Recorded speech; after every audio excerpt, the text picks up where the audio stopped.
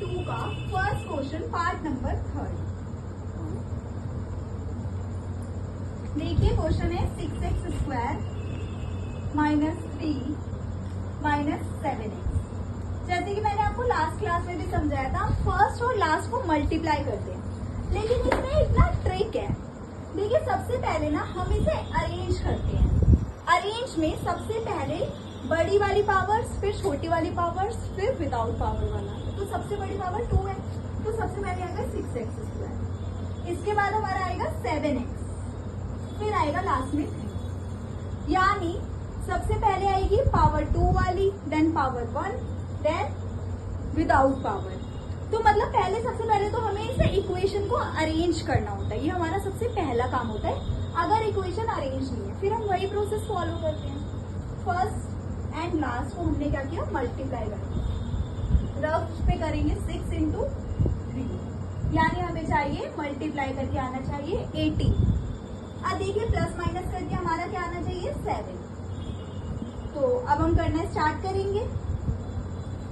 देखिए अगर हम फर्स्ट टेबल का यूज करेंगे 18, मतलब हमें फोकस तो इस 18 पे ही करना है। यानी हमें मल्टीप्लाई करके 18 चाहिए एंड प्लस एक माइनस करके -7 चाहिए, लेकिन हम फोकस पहले 18 पे ही करते हैं। तो पहले 2 से देखिए, 2 की टेबल में 18 अगर हमें बनाना है तो हमारा होगा 2 9 18,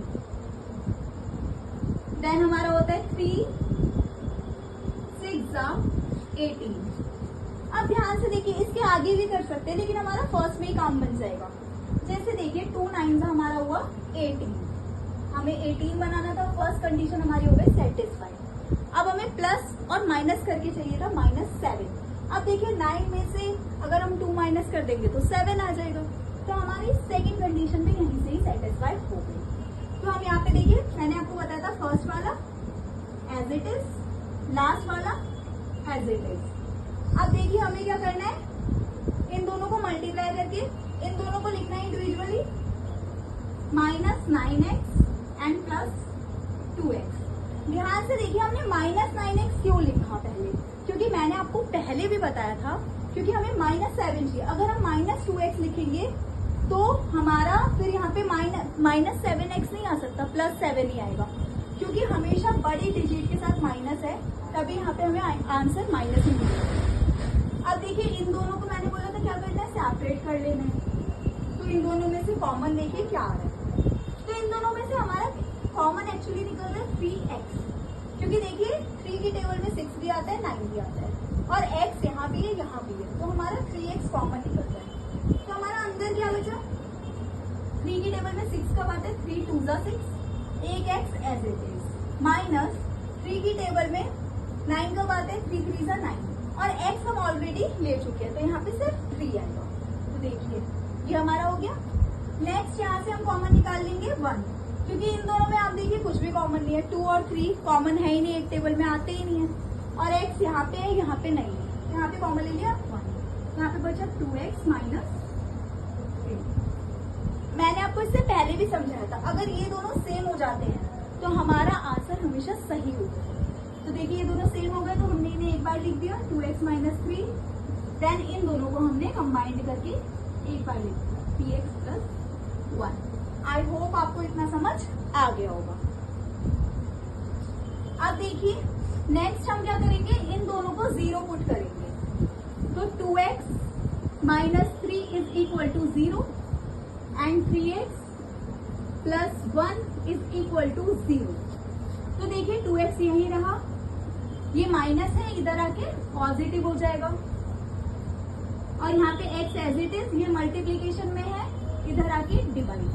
आई होप आपको ये सब तो पता ही होगा कि माइनस वाला इक्वल के उस साइड जाके पॉजिटिव हो जाएगा, और मल्टीप्लाई वाला उधर जाके डिवाइड हो जाएगा। ऐसे ये वाला देखिए 3x = हो जाएगा हमारा, ये पॉजिटिव है, इधर जाके -1 हो जाएगा, एंड x = -1, ये मल्टीप्लाई में है, इधर आके डिवाइड। यानी हमें x की 2 वैल्यूज मिल चुकी है। देन हमारा लास्ट काम होता है सम एंड प्रोडक्ट।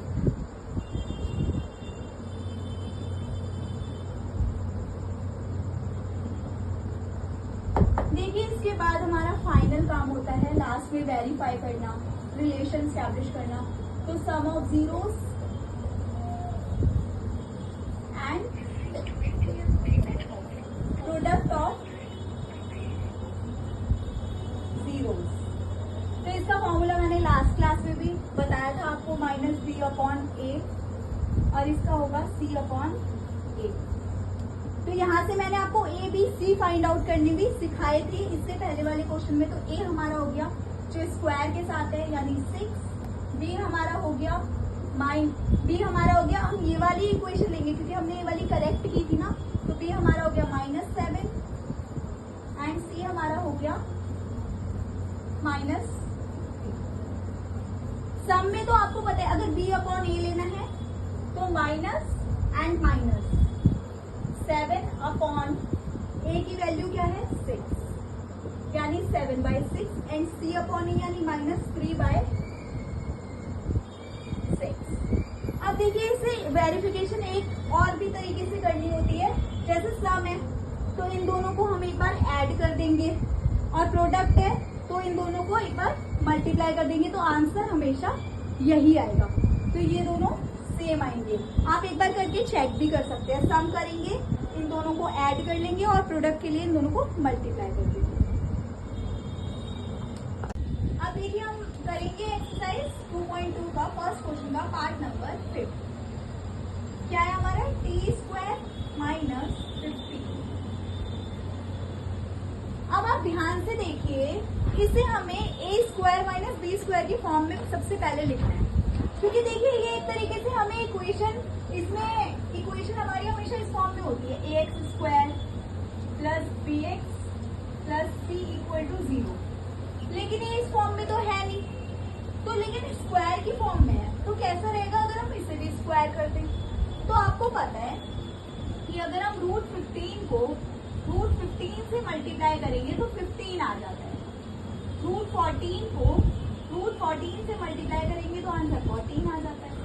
तो हम यहाँ पे √15 का स्क्वायर भी लिख सकते हैं और यहाँ पे माइनस ये 3। आई होप इतना समझ आ गया होगा। नेक्स्ट देखिए, अब ये देखिए a² - b², a² - b²। तो इसका हमारा फॉर्मूला होता है a + b देन a - आपको पता है a + b। तो a हमारा क्या है, यहाँ से हम सब्स्टिट्यूट करेंगे इसे।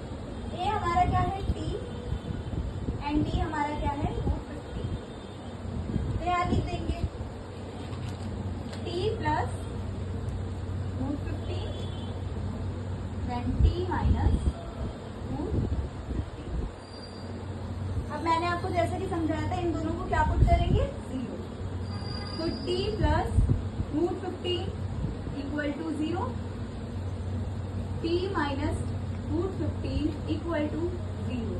तो यहाँ से t की वैल्यू आ गई -√15 एंड t की वैल्यू आ गई +√15 क्योंकि मैंने आपको बताया था प्लस से इधर आके माइनस हो जाएगा इक्वल टू के उस साइड, यहाँ माइनस है इधर आके पॉजिटिव हो जाएगा। अब देखिए सेम उसके बाद हमें वही रिलेशन स्टैब्लिश करना। नेक्स्ट हम करेंगे sum of zeros and product of zeros.